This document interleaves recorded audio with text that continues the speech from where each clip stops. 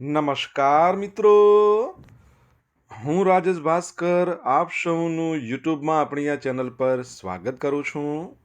મિત્રો, આજે આપણે તારીખ 4 જાન્યુઆરી 2024ના કેટલાક મોસ્ટ ઇમ્પોર્ટન્ટ કરંટ અફેર અને અગાઉની પરીક્ષામાં પૂછાયેલા કેટલાક ઇમ્પોર્ટન્ટ પ્રશ્નો વિશે ડિટેલમાં ચર્ચા કરીશું, જે આપને આવનારી પરીક્ષા માટે ખૂબ જ ઉપયોગી સાબિત થશે. તો મિત્રો, આપ આ ચર્ચા સાથે જોડાઈ રહેજો અને વિડીયોને પહેલેથી લઈને છેલ્લે સુધી પૂરેપૂરો જોવાનો આગ્રહ રાખજો. તો ચલો મિત્રો, શરૂ કરીએ. શરૂઆત કરતાં પહેલાં જણાવી દઉં કે જો મિત્રો તમારે આપણી આ યુટ્યુબ ચેનલને સબસ્ક્રાઈબ કરવાનું બાકી હોય તો ચેનલને સબસ્ક્રાઈબ કરજો, નોટિફિકેશન બેલ આઇકોનને પ્રેસ કરીને, અને જો તમને આપણો વિડીયો પસંદ આવે તો વિડીયોને લાઇક કરજો અને તમારા જેટલા પણ મિત્રો છે એ બધા મિત્રો જોડે આ વિડીયોની લિંકને શેર કરજો. તો શરૂઆત કરીએ આજના આપણા સેશનની. સૌપ્રથમ જોઈશું અગાઉની પરીક્ષામાં પૂછાયેલા બંધારણના પ્રશ્નો, જેના જવાબો તમારે મને કમેન્ટમાં લખીને જણાવવાના છે. અને વિડીયોના લાસ્ટમાં જ્યારે હું તમને આ દરેક પ્રશ્નના જવાબ જણાવું ત્યારે તમારે ચેક કરવાનું છે કે તમે આપેલા પ્રશ્નોના જવાબમાંથી કેટલા પ્રશ્નોના જવાબ સાચા છે, અને જેટલા પ્રશ્નોના જવાબ સાચા છે એ પણ તમારે કમેન્ટમાં લખવાનું છે, આંકડો લખવાનું છે. તમને ખ્યાલ છે કે ડેલી જીકે ટેસ્ટમાં આપણે રોજ 10 પ્રશ્નો પૂછીએ છીએ, તો 10માંથી કેટલા પ્રશ્નોના જવાબ સાચા છે એ પણ ગણાવવાનું છે. અને 10 પ્રશ્નોની વાત કરી છે તો એમાંથી 5 પ્રશ્નો તો બંધારણના છે. બાકીના જે 5 પ્રશ્નોની આપણે વાત કરીએ તો એ બાકીના 5 પ્રશ્નો છે એ ભારતના ભૂગોળના છે. તો મિત્રો, તમે તમારો આન્સર આપો નીચે કમેન્ટ બોક્સમાં, અને હું આજના કરંટ અફેરનો પ્રથમ પ્રશ્ન છે એની શરૂઆત કરું છું. આજનો પ્રથમ પ્રશ્ન છે કે તાજેતરમાં યોજાયેલી સ્ટેટ બોર્ડ ફોર વાઇલ્ડ લાઇફની 23મી બેઠકમાં ક્યાંના 2 વિભાગના રક્ષિત જંગલ વિસ્તારના અખંડ જંગલને અભયારણ્ય તરીકે જાહેર કરવા માટેની કાર્યવાહી માટે સૂચના આપવામાં આવી છે. આ ગુજરાતની વાત ચાલે છે કે ગુજરાતની અંદર સ્ટેટ બોર્ડ ફોર વાઇલ્ડ લાઇફની 23મા નંબરની બેઠક યોજાઈ. તો કયા સ્થળના 2 વિભાગ એટલે કયા જિલ્લાના તમે કહી શકો તો સુરત જિલ્લાના. શું આવશે? સુરત જિલ્લાના. તો મિત્રો, આ બેઠકમાં રાજ્યના સુરત વન વર્તુળના 2 વિભાગોના 69,668.51 હેક્ટર જે રક્ષિત જંગલ વિસ્તાર છે એના અખંડ જંગલને અભયારણ્ય તરીકે જાહેર કરવા માટેના પ્રાથમિક સર્વે વન વિભાગ દ્વારા હાથ ધરવાની કાર્યવાહી માટે સૂચના આપવામાં આવી છે. મિત્રો, જે લોકો ફોરેસ્ટ ગાર્ડની તૈયારી કરી રહ્યા છે એમના માટે આ ખૂબ જ અગત્યનો પ્રશ્ન છે, યાદ રાખજો. આ ઉપરાંત સુરત જિલ્લાના ઉમરપાડા, વડપાડા, માંડવી ઉત્તર અને દક્ષિણ તેમજ તાપી વ્યારાના ખેરવાડાથી તાપ્તી અને વાજપુર એમ 7 રેન્જના અને અખંડ જંગલની માહિતી, પછી ફ્લોરા અને ફૌનાનું પ્રાથમિક સર્વેક્ષણ વન વિભાગના ક્ષેત્રીય અધિકારીઓ દ્વારા હાથ ધરવામાં આવશે. મુખ્યમંત્રી સમક્ષ આ બેઠકમાં રાજ્યના 7 અભયારણ્યમાં underground optical fibre cable, mobile towers, road રસ્તા એમ 15 કામોની દરખાસ્ત રજૂ કરવામાં આવી હતી. ઘુડખર અભયારણ્ય ઉપરાંત કચ્છ, બાલારામ અંબાજી, નારાયણ સરોવર, ગીર, જાંબુઘોડા અને સુરપાણેશ્વર અભયારણ્ય વિસ્તારમાં કામો હાથ ધરાશે. રાજ્યમાં દીપડા દ્વારા થતા માનવ ઘર્ષણના જે બનાવો છે એના સામે વન વિભાગે લાંબા ગાળાના રક્ષાત્મક ઉપાયો અને કામગીરી કર્યા છે. આ અંગે બેઠકમાં ચર્ચા વિચારણા પણ કરવામાં આવી હતી. દીપડાઓની વર્ણટૂંકના અભ્યાસ અને તેની હિલચાલ પર નજર રાખવા માટે ટ્રેપ કેમેરાઓની ખરીદીની કાર્યવાહી સાથે દીપડાઓને રેડિયો કોલર કરવાનું કામ પણ વિભાગે કર્યું છે. 5 દીપડાઓને રેડિયો કોલર પણ કરવામાં આવેલા છે. તો આ યાદ રાખજો. સુરતની વાત કરી છે, બરાબર. સુરતની વાત કરો તો રિસન્ટલી આપણે ભણ્યા છીએ કે સુરતનું જે એરપોર્ટ છે એને ઇન્ટરનેશનલ એરપોર્ટ બનાવવા માટેની મંજૂરી મળી ગઈ છે. વિશ્વની સૌથી મોટામાં મોટી ઓફિસ બિલ્ડિંગ એ પણ સુરતમાં છે, ડાયમંડ બુર્સ. ઓકે, એ પણ યાદ રાખજો. અને તમને ખબર છે આપણા ગુજરાતમાં ટોટલ નેશનલ પાર્ક 4 છે. આ 4 કયા કયા છે? જો ખબર હોય તો કમેન્ટમાં લખો. દર વર્ષે વિશ્વ બ્રેલ દિવસ ક્યારે મનાવવામાં આવે છે? તો જવાબ આવશે 4 જાન્યુઆરી એટલે કે આજનો દિવસ, વર્લ્ડ બ્રેલ ડે. તમે જો જે લોકો અંધજનો છે એમના માટેની આ લિપિ છે, એમાં ટોટલ 6 શું હોય છે? ડોટ્સ હોય છે. એમાંથી અલગ અલગ ડોટ્સ ઉપસેલા હોય, એના પરથી એ લોકોને ખબર પડે. જો આ ડોટ્સ ઉપસેલો હોય તો એને એ કહેવાય છે. એટલે આ એ રહ્યો, બરાબર છે. પછી સપોઝ આ બે હો અને આ બે હોય, અહીંયા તમને લખેલું જ છે જો, તો એને બી કહેવાય છે. ઓકે, તો બ્રેલ દિવસ છે આજે. દર વર્ષે 4 જાન્યુઆરીના રોજ વર્લ્ડ બ્રેલ ડે મનાવવામાં આવે છે. બ્રેલ લિપિનો ઉપયોગ દ્રષ્ટિહીન લોકો માટે થાય છે અને બ્રેલ લિપિ વિશે જાગૃતતા ફેલાવવા માટે દર વર્ષે 4 જાન્યુઆરીના રોજ આ દિવસ મનાવવામાં આવે છે. આ 6ઠ્ઠા નંબરનો વિશ્વ બ્રેલ દિવસ છે. સૌ પ્રથમ આને 2019માં મનાવવામાં આવ્યો હતો. બ્રેલ લિપિની શોધ કોણે કરી હતી? Louis Braille. એમનો જન્મ 4 જાન્યુઆરી 1809ના રોજ ફ્રાન્સમાં થયો હતો અને બ્રેલ લિપિમાં મેં તમને આગળ કહ્યું એ પ્રમાણે 6 ડોટ્સનો ઉપયોગ કરવામાં આવે છે. આ ફ્રાન્સની વાત કરી, તમને ખબર છે ને કે આ વર્ષે આપણો પ્રજાસત્તાક દિવસ છે, એટલે કે 26મી જાન્યુઆરી, એની ઉજવણીમાં ફ્રાન્સના જે પ્રેસિડન્ટ છે મુખ્ય મહેમાન થવાના છે. એકવાર એમનું નામ કહી દો, તમને ખબર હોય તો કમેન્ટમાં લખીને. 17નો જાદુ, 4નો જાદુ, નીતિ આયોગ, આરબીઆઈ, આ બધા શોર્ટ્સ છે. તમારે જોવાના બાકી હોય તો જોઈ લો. પસંદ આવે તો લાઈક કરજો અને તમારા મિત્રો જોડે શેર કરજો. અને આપણી ચેનલ સબસ્ક્રાઈબ કરવાનું બાકી હોય તો સબસ્ક્રાઈબ કરજો, નોટિફિકેશન બેલ આઇકોનને પ્રેસ કરીને. International mind body wellness day એ પણ મનાવવામાં આવે છે 3 જાન્યુઆરી દર વર્ષે. તો તે શારીરિક અને માનસિક સ્વાસ્થ્યના સુમેળભર્યા સહઅસ્તિત્વને પ્રોત્સાહન આપવા માટે સમર્પિત એક વૈશ્વિક ઉજવણી છે. આ પ્રસંગ આપણા મન, શરીર અને ભાવનાના પરસ્પર જોડાણની સ્મૃતિપત્ર તરીકે સેવા આપે છે, જે સર્વગ્રાહી સુખાકારીના મહત્વ પર ભાર મૂકે છે. સર્વગ્રાહી સ્વાસ્થ્ય પ્રથાઓને ઓળખે છે. આપણી માનસિક અને શારીરિક સ્થિતિઓ એકબીજા સાથે જોડાયેલા છે. મન શરીર જોડાણ સદીઓથી રસનો વિષય છે. તાજેતરના દાયકાઓમાં વૈજ્ઞાનિક સંશોધનોએ શારીરિક સ્વાસ્થ્ય અને તેનાથી વિપરીત માનસિક સુખાકારીની ઊંડી અસરને પુનઃપુષ્ટિ કરી છે. ચલો, વિશ્વ સ્વાસ્થ્ય દિવસ આપણે ક્યારે મનાવીએ છીએ? આન્સર આવડતો હોય તો તમે કમેન્ટમાં લખી શકો છો. મિત્રો, વિડીયો પસંદ આવ્યો હોય, ભણવાની મજા આવતી હોય તો વિડીયોને એક લાઇક કરજો અને તમારા મિત્રો જોડે આ વિડીયોની લિંકને શેર કરજો. આપણી 2 યુટ્યુબ ચેનલ રાજેશ ભાસ્કર 2, બંને યુટ્યુબ ચેનલને તમારે જો સબસ્ક્રાઇબ કરવાનું બાકી હોય તો સબસ્ક્રાઇબ કરજો, નોટિફિકેશન બેલ આઇકોનને પ્રેસ કરીને. જો તમારે ડેલી કરંટ અફેરની પીડીએફ જોઈતી હોય રોજ, તો આપણી ટેલિગ્રામ ચેનલને જોઈન કરજો. ડેલી કરંટ અફેરની પીડીએફ મળશે તમને, સાથે સાથે પોલ્સ પણ રમવા મળશે. તાજેતરમાં ભારત અને બીજા કયા દેશ વચ્ચે રાજસ્થાનમાં ડેઝર્ટ સાયક્લોન 2024 સંયુક્ત લશ્કરી કવાયત શરૂ થઈ? તો જવાબ આવશે યુનાઇટેડ આરબ એમિરાત. તો આ જોઈન્ટ મિલિટરી એક્સરસાઇઝની વાત કરીએ. શું નામ છે? Dessert cyclone. એની પ્રથમ આવૃત્તિ છે. બરાબર. ફોરેસ્ટ ગાર્ડવાળા મિત્રો, તમારા માટે અગત્યનો પ્રશ્ન. તે રાજસ્થાનમાં 2 જાન્યુઆરીથી 15 જાન્યુઆરી 2024 દરમિયાન હાથ ધરવામાં આવશે. અગાઉ સપ્ટેમ્બર 2008માં અબુધાબીના અલ ધફરા બેઝ પર પ્રથમ વખત ભારત યુએઈ સંયુક્ત વાયુસેનાની કવાયત થઈ હતી. આ વાયુસેનાની છે, આ મિલિટરી એક્સરસાઇઝ છે. ભારત અબુધાબી દ્વિવાર્ષિક આંતરરાષ્ટ્રીય સંરક્ષણ પ્રદર્શનમાં પણ તે નિયમિત ભાગ લેશે. જૂન 2023માં ભારત અને યુએઈ વ્યાપક આર્થિક ભાગીદારી કરારની સંયુક્ત સમિતિની પ્રથમ બેઠક સફળતાપૂર્વક પૂર્ણ થઈ, જેમાં બંને પક્ષો 2030 સુધીમાં બિન પેટ્રોલિયમ ઉત્પાદનોના વેપારને બમણાથી વધુ $100 બિલિયન કરવા સંમત થયા હતા. ભાઈ, બિન પેટ્રોલિયમ ઉત્પાદનોનો જે વેપાર છે ને, $100 બિલિયન કરતાં વધારે કરવાનો છે, એવું કહ્યું છે. યુનાઇટેડ આરબ એમિરાતની વાત કરીએ તો COP28 કોન્ફરન્સ ઓફ પાર્ટીઝ એનું આયોજન કરવામાં આવ્યું હતું દુબઈમાં. આ ઉપરાંત યાદ રાખજો, યુનાઇટેડ આરબ એમિરાતની વાત આપણે કરીએ તો એના જે પ્રાઇમ મિનિસ્ટર છે એમનું નામ શું છે? તો શેખ મોહમ્મદ બિન રશેદ અલ મખ્તોમ છે અને એના જે પ્રેસિડન્ટ છે એ શેખ મોહમ્મદ બિન જાયદ અલ નાહિયાન છે. કરન્સી એની યુએઈ દિરહામ છે.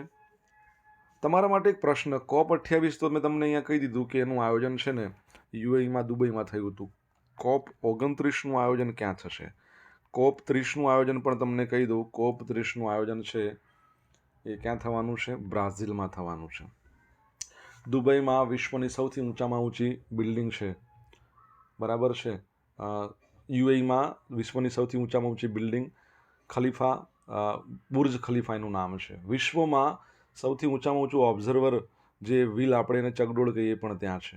વિશ્વની સૌપ્રથમ પેપરલેસ સરકાર પણ દુબઈ છે.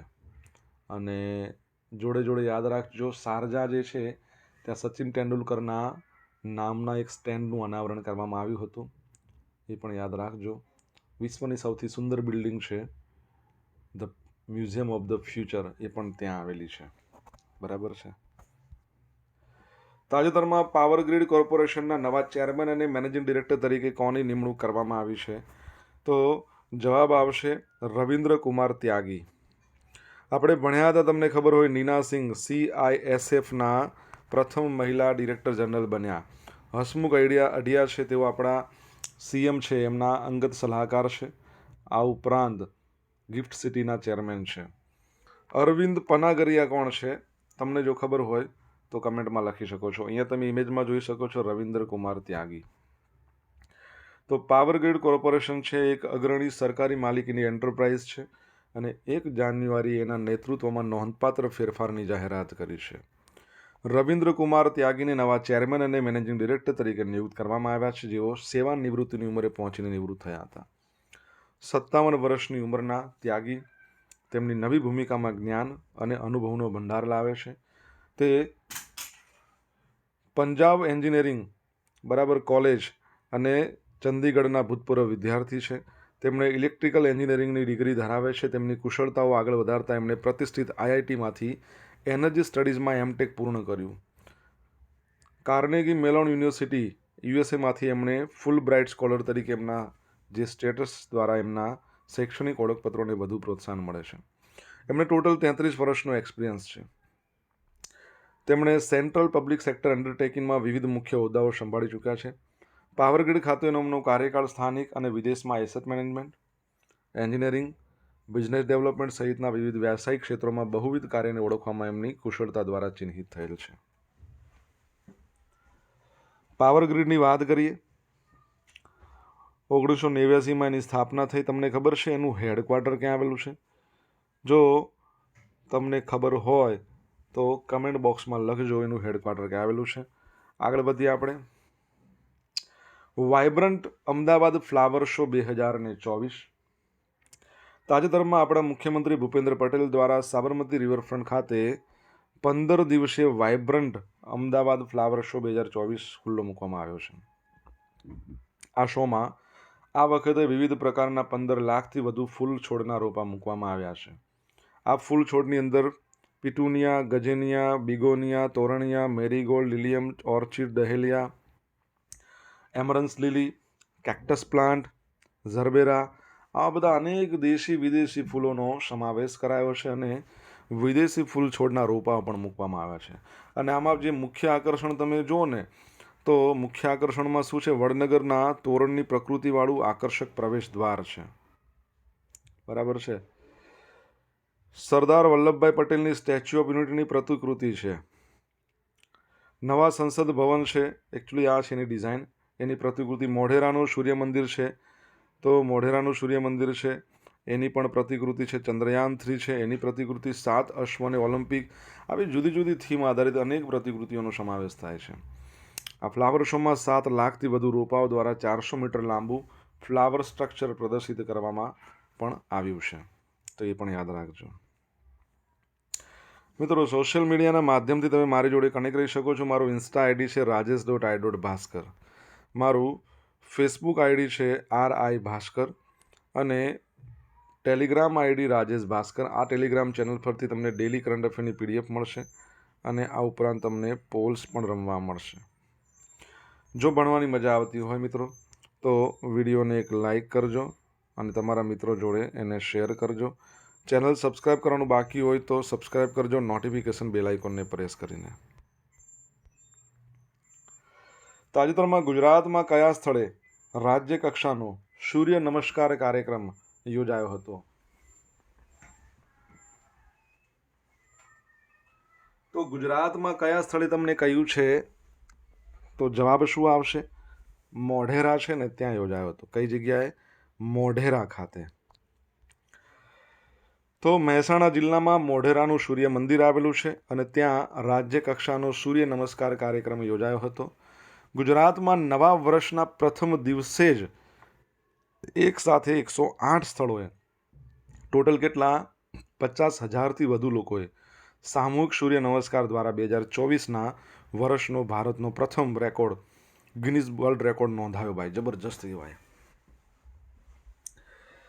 આ સ્થળોમાં રાજ્યના 51 ઐતિહાસિક સ્થળોનો પણ સમાવેશ થાય છે. મોઢેરા સૂર્ય મંદિર ખાતે યોજાયેલા રાજ્ય કક્ષાના કાર્યક્રમમાં 2500થી વધારે લોકોએ સૂર્ય નમસ્કાર કર્યા હતા. આ કાર્યક્રમ એમાં રાજ્ય કક્ષાની મેગા સૂર્ય નમસ્કાર સ્પર્ધાના વિજેતાઓને સન્માન આપવામાં આવ્યું. પુરુષ સ્પર્ધકોમાં પ્રથમ નંબર પર સાબરકાંઠાના કલ્પેશભાઈ સવજીભાઈ, સેકન્ડ નંબરે ગીર સોમનાથના અનિલકુમાર બામણિયા, ત્રીજા નંબરે છોટાઉદેપુરના રાઠવા કરશનભાઈ, આ બધાને સન્માનિત કર્યા છે. રાજ્ય કક્ષાની સ્પર્ધાના સ્ત્રી ઉમેદવારોમાં પ્રથમ ક્રમે બનાસકાંઠાના પટેલિયાના વિનોદકુમાર, બીજા નંબરે રાજકોટના વખારિયા દ્રષ્ટિ ચેતનકુમાર, ત્રીજા નંબર પર મહેસાણાના પટેલ પૂજા ઘનશ્યામભાઈ, બધાને સન્માનિત કરવામાં આવ્યા છે. સૂર્ય નમસ્કારને લોકોમાં લોકપ્રિય બનાવવા માટે આપણું ગુજરાત રાજ્ય યોગ બોર્ડ છે એ અને ગુજરાત સરકાર આ બંને દ્વારા રાજ્યમાં પ્રથમ વખત આ સ્પર્ધાનું આયોજન કરવામાં આવ્યું હતું. ગુજરાત રાજ્ય યોગ બોર્ડ છે એના અધ્યક્ષ છે શિષપાલસિંહ રાજપૂત, યાદ રાખજો. હવે તમને ખબર છે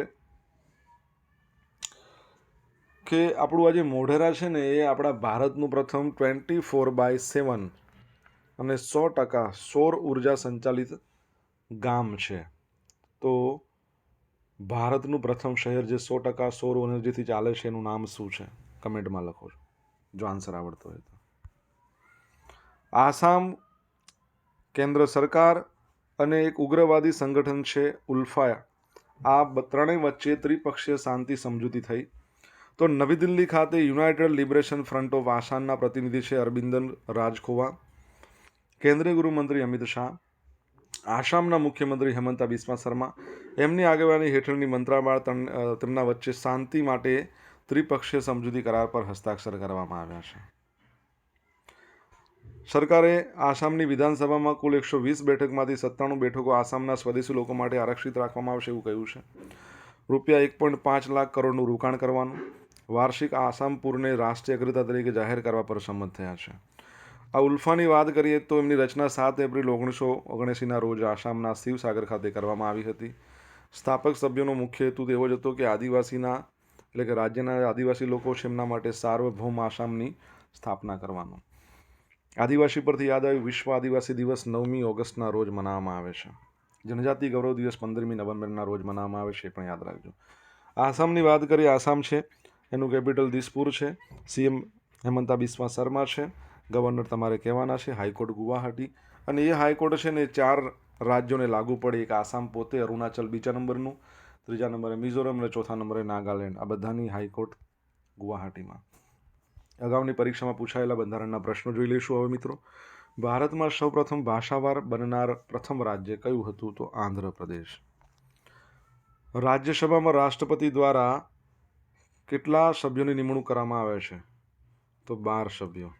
ભારતના બંધારણમાં કુલ કેટલા શેડ્યુલનો સમાવેશ કરવામાં આવેલ છે? તો અહીંયા પણ 12 આવશે. ભારતના પ્રથમ ભારતીય ગવર્નર કોણ હતા? સી રાજગોપાલાચારી. નાગરિકતા વિશે ભારતીય બંધારણના કયા પ્રકરણમાં સમાવેશ કરવામાં આવ્યો છે? દ્વિતીય. હવે જોઈશું અગાઉની પરીક્ષામાં પૂછાયેલા ભારતની ભૂગોળના પ્રશ્નો. પહેલો પ્રશ્ન, સ્ટેચ્યુ ઓફ યુનિટીની ઊંચાઈ કેટલી રાખવામાં આવી છે? 182 મીટર. મીટર યાદ રાખજો, યુનિટ. સુપ્રસિદ્ધ અડીકડીની વાવ ક્યાં આવેલી છે? તો જૂનાગઢમાં છે. ઈસબગુલનું વેપારનું મહત્વનું મથક કયા જિલ્લામાં છે? મહેસાણામાં. મુસ્લિમ બિરાદરો માટેનું પવિત્ર સ્થાન મીરાદાતાર, એ ક્યાં આવેલું છે? ઉનાવા. અને પારનેરાની ટેકરીઓ ગુજરાત રાજ્યના કયા જિલ્લામાં છે? તો વલસાડમાં છે, યાદ રાખજો. હવે મિત્રો જોશું ગઈકાલે પૂછેલા પ્રશ્નોના જવાબ. પહેલો પ્રશ્ન, ગુજરાતમાં કયા સ્થળે national cooperative dairy federation of India NCDFI બરાબર છે એના મુખ્યાલય બનાવવામાં આવશે? તો આણંદમાં. તાજેતરમાં કોણે એડિનબર્ગમાં આયોજિત 2023ની Scottish junior open squash girls under title જીત્યું છે? અનાહત સિંહે જીતેલું છે. હવે મિત્રો આજે પૂછેલા પ્રશ્નોના જવાબ જોઈ લઈએ. પહેલો પ્રશ્ન શું હતો? ગુજરાતમાં 4 નેશનલ પાર્ક છે. કયા કયા? એક તો ગીર છે, બીજો છે વાંસદા, ત્રીજો છે મરીન અને ચોથો છે વેળાવદર. સેકન્ડ પ્રશ્ન, ફ્રાન્સના પ્રેસિડેન્ટ ઇમ્યુઅલ મેક્રોન એ પ્રજાસત્તાક દિવસના મુખ્ય અતિથિ છે. વિશ્વ સ્વાસ્થ્ય દિવસ ક્યારે મનાવીએ છીએ? 7મી એપ્રિલ. ચોથો પ્રશ્ન, COP29નું આયોજન અજરબૈજાનમાં થશે. પાંચમો પ્રશ્ન, પાવર ગ્રીડનું હેડક્વાર્ટર ગુરુગ્રામ, હરિયાણા. છઠ્ઠો પ્રશ્ન, તો અરવિંદ પનાગરિયા છે એ કોણ છે? તો 16મા નંબરનું જે નાણાં પંચ છે એના તેઓ અધ્યક્ષ. પરીક્ષામાં પૂછાઈ શકે છે. 7મા નંબરનો પ્રશ્ન, ભારતનું પ્રથમ 100% સૌર ઊર્જાથી ચાલતું શહેર છે સાંચી, મધ્યપ્રદેશ. 8મા નંબરનો પ્રશ્ન, આસામના ગવર્નર ગુલાબચંદ કટારિયા. હવે મિત્રો જોશું ગઈકાલના કરંટ અફેરમાંથી પૂછેલા કેટલાક ઇમ્પોર્ટન્ટ પ્રશ્નો જેના જવાબો તમારે મને કમેન્ટમાં લખીને જણાવવાના છે. પહેલો પ્રશ્ન, તાજેતરમાં ભારતની સૌથી મોટી રોબોટિક સ્પર્ધા રોબોફેસ્ટ ગુજરાત 3.1નું આયોજન ક્યાં કરવામાં આવ્યું હતું? સેકન્ડ પ્રશ્ન, કે તાજેતરમાં ભારતની સૌપ્રથમ ઓલ ગર્લ્સ સૈનિક સ્કૂલ કયા રાજ્યમાં શરૂ કરવામાં આવી છે? જવાબ આવડે તો તમે કમેન્ટ બોક્સમાં લખી શકો છો. તો મિત્રો આ હતા આજના દિવસના કેટલાક મોસ્ટ ઇમ્પોર્ટન્ટ કરંટ અફેર અને અગાઉની પરીક્ષામાં પૂછાયેલા કેટલાક ઇમ્પોર્ટન્ટ પ્રશ્નો એના જવાબોની સાથે. આશા રાખું છું બધાને ભણવાની મજા પડી હશે. ભણવાની મજા પડી હોય તો વિડીયોને લાઇક અને શેર કરજો. આપણી બંને યુટ્યુબ ચેનલ છે એને સબસ્ક્રાઈબ કરજો, રાજેશ ભાસ્કર 2 નોટિફિકેશન બેલ આઇકોનને પ્રેસ કરીને. તો મિત્રો thank you so much for watching this video. Have a nice day. જય હિન્દ, જય ભારત.